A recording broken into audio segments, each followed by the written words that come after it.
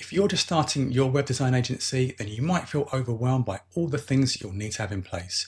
You may even be wondering where to start. Well, in this video, I'm going to share the 10 essential things you'll need to have in place before you launch your agency to get it off to the best possible start. And if you make it all the way to the end, I've got 2 bonus items for you. Hi, thanks for joining. If you're new to this channel, I'm Rich Dean, a web designer and developer, former web agency owner, and author of the book series Start, Grow and Sell Your Web Design Agency. My goal is to help anyone looking to start, grow and sell an agency to save time, earn more money, avoid the common mistakes and pitfalls, and build a thriving and valuable business. Okay, so on to the main topic, starting with number 1, a good computer setup. Okay, so the first thing you'll need is a good computer setup. Now, this is something that you probably already have, especially if you already work from home, but it's not just about having any computer setup.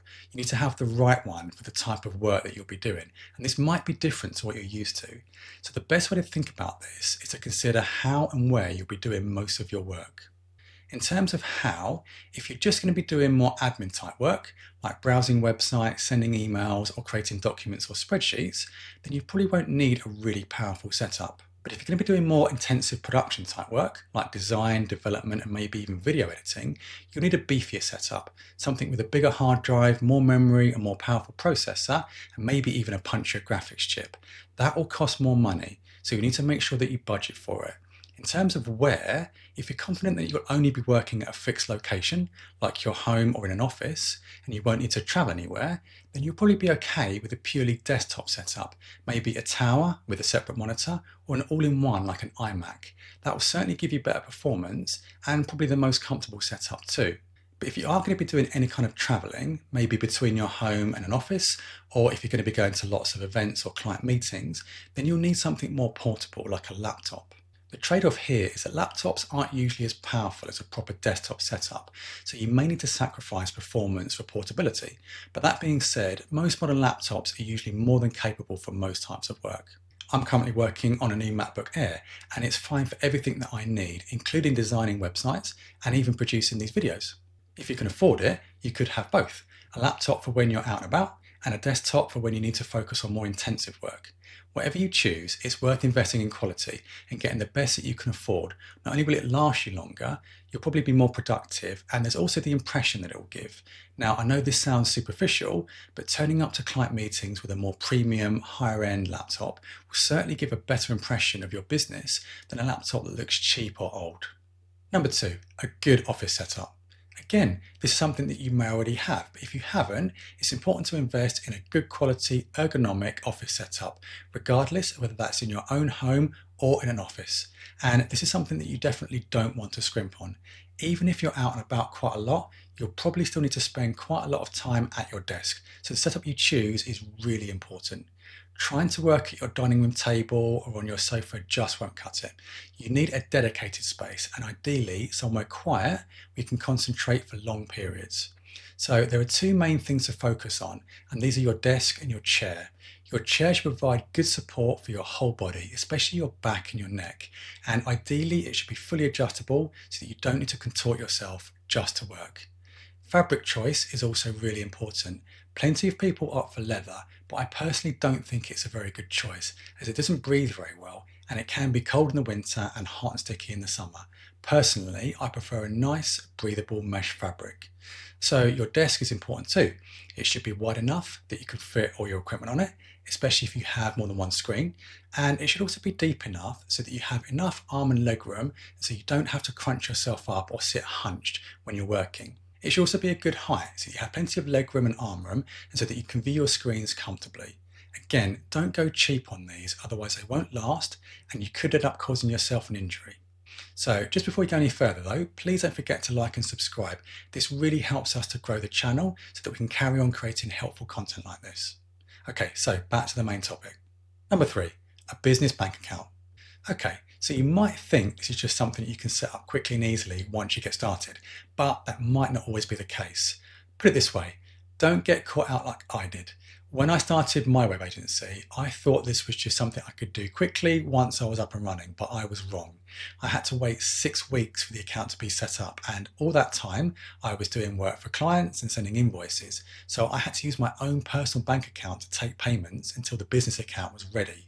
This didn't exactly look professional to my clients, especially as my business was set up as a limited company. So I would recommend getting this set up well in advance of when you actually want to start trading, so that you're ready to start taking payments from day one, unless, of course, you don't care about getting paid.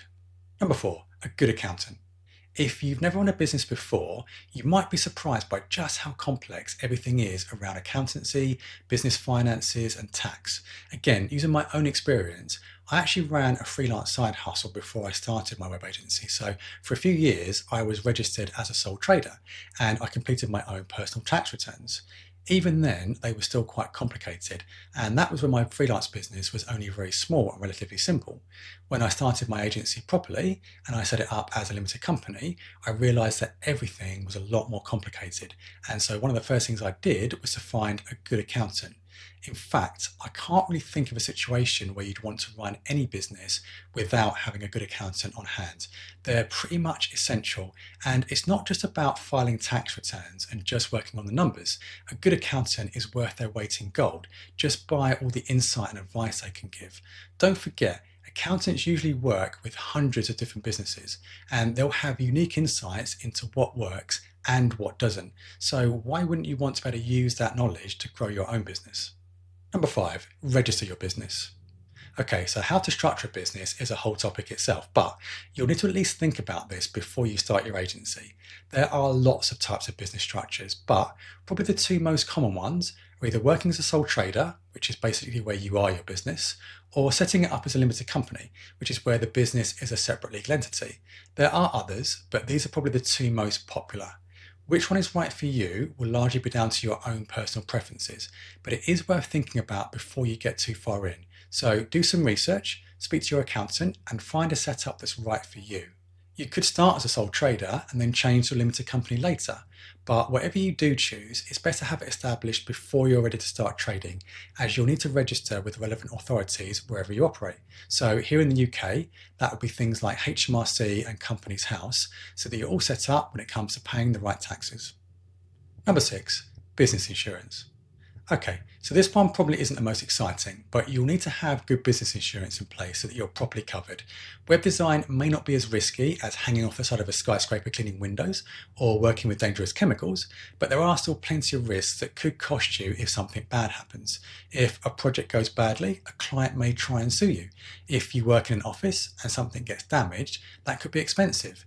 If you employ people, there's also a legal requirement to have proper insurance in place, at least here in the UK. If you're the victim of a cyber attack or if there's a fire or flood in your office, this could stop your business entirely. Some clients may even require that you have certain levels of insurance before they'll even work with you. So it's important to make sure that you're properly covered. Number 7, your brand. Okay, so onto something that's probably a bit more fun and exciting. Being a web design agency means you'll need to have a strong and impactful brand, one that stands out and gets you noticed. The good news here is that because it will be your business, you can be as creative as you like and create your brand however you want. You'll have full control, so have fun with it and be creative. Now, branding is an art form and a whole topic in itself, so more than we can cover in this video. But the simplest way to go about this is to start by choosing a company name, something unique and memorable. That in itself can be a challenging task, but once you have that, you can develop it into a logo and then an overall brand style, including colors, typography, and graphical styles. Then you can roll that out to the various elements you'll need, like your website, your stationery, and your social graphics. All of that will take time, but the good news is that you don't need to do it all at once. If you already have your own personal brand, you could trade off that while you develop the brand for your new agency. But you will need to have at least some kind of brand in place for when you start trading. Otherwise, potential clients won't have anything to identify with you or your new business. Number 8, business cards. Okay, bear with me on this one. I know it's not the 80s, but when I started my web agency, I was actually surprised by just how important business cards still are. I thought they were a thing of the past, but they're not. So however you plan to market and promote your agency, you'll still need a good set of business cards. The main reason for this is that even if you're planning to focus on digital marketing, at some point you'll still need to go out into the real world and go to things like events, networking, exhibitions, and basically meet real people. And in those situations, business cards are still the way that people usually connect with each other.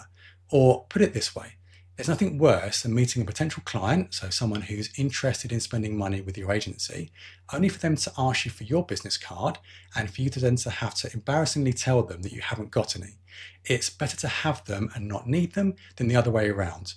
The good news is that business cards are another area where you can have a lot of fun and be creative, and they don't need to be expensive either. You can choose different finishes and effects, so be sure to create something that really stands out from the crowd. Number 9, a portfolio website. So we've just discussed the importance of your brand, but a portfolio website is another important touch point that you'll need to have in place for when you're ready to launch. This is so that potential clients can see your work and get an idea of what you've done for other people and what you can do for them. Now, there's a bit of chicken and egg here, so this one can be challenging when you're just starting out. How do you showcase your work if you haven't done any work yet? This may not be easy to overcome, but there are things that you can do ahead of time so that you at least have something in place for when you're ready to launch. You could start a freelance side hustle before you start your agency. That's what I did, but it's not a quick solution, and you'll probably need to do this months or even years ahead of time. If you can't wait that long, you could offer to do free or pro bono work for local businesses or charities. So they would get a free or lower cost website, and in exchange, you'll get a project that you can use to market your business. Or you could do concept projects. So not actual commercial projects, but instead just creative concept designs that you come up with to showcase your skills and abilities. You'll just need to be clear that they're just concepts and not real projects. Remember, the purpose of a portfolio website is to show people what you can do. When you're just starting out, it might be a bit lean and you'll just need to show whatever you can. But as you grow and take on more projects, you can add to it and be more selective.